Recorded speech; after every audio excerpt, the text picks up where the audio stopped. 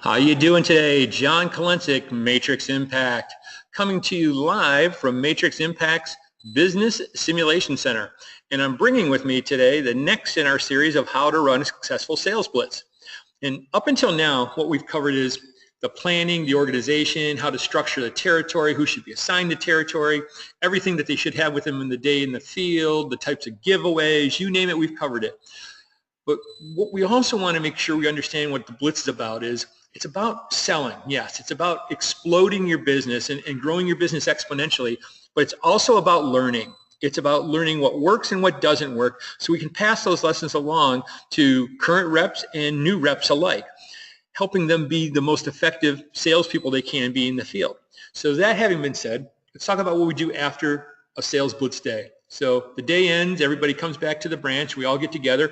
First thing we do is we all sit down and group by group we go into a debrief and we ask them what worked, what didn't, what did we learn today? And we want to get everybody's input there. We want everybody to tell us what they thought, what they saw. Anything that comes up, we want to make sure we capture that, and we're able to share that with each other because we don't know right now exactly what the value of each piece is going to be, but we do know that what everybody says, they learned something. We want to make sure we commit that, down so everybody can learn from it. So the first, we'll start off with the summary of the summary, and you see there, right underneath where it says what we learned. 2 direct quotes from our daily debrief says it all. There is more in Mansfield than I could have ever possibly fathomed. Many of our current customers don't know about the rest of our products. You kind of set the tone for what you're going to be covering there and let them know exactly where you're going. And then you start putting them down. Okay, so for example, in this particular blitz, they learned don't assume anything and to ask questions because you never know who can help them. Doesn't matter job title, just ask questions. People want to help other people. Then if we skip down a couple, we see geography areas we previously left for dead are flourishing with opportunities in Mansfield, Orrville, Twinsburg, Macedonia. We skip down a little bit further and we see giveaways work. Okay, giveaways of all sorts work. Camo hats, tape measures to main contacts, help start relationships, mugs to gatekeepers, open doors, assures out information, getting it to the right hands, and greases future interactions. Sample products equals open doors. 86% of all contacts were interested, and so on and so on and so on.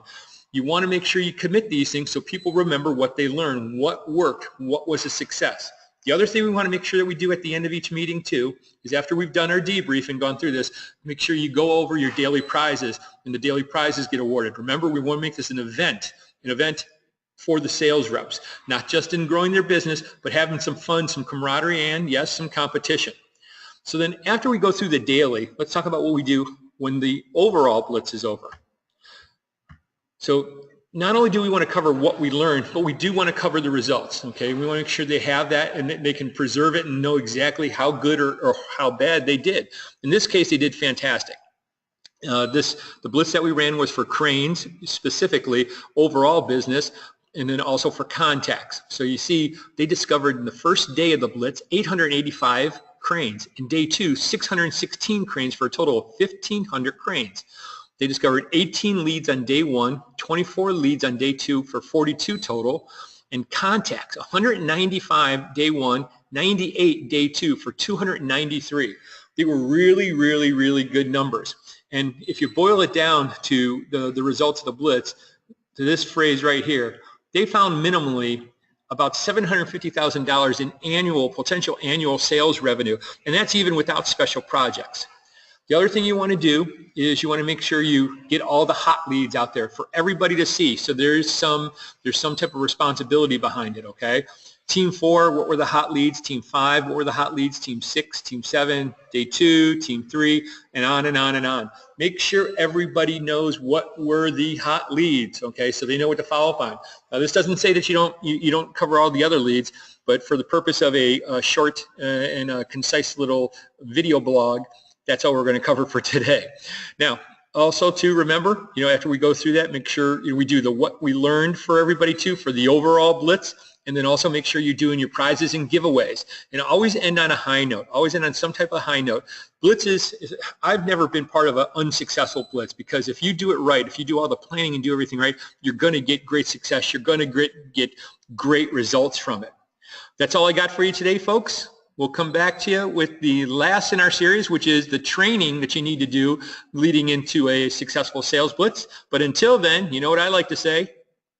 You can either make sales or make excuses, but you can't do both. This is John Klenzik. If you need anything, give me a call at 216-347-6729. And if I don't hear from you, I don't hear from you. Have a great day. Bye-bye.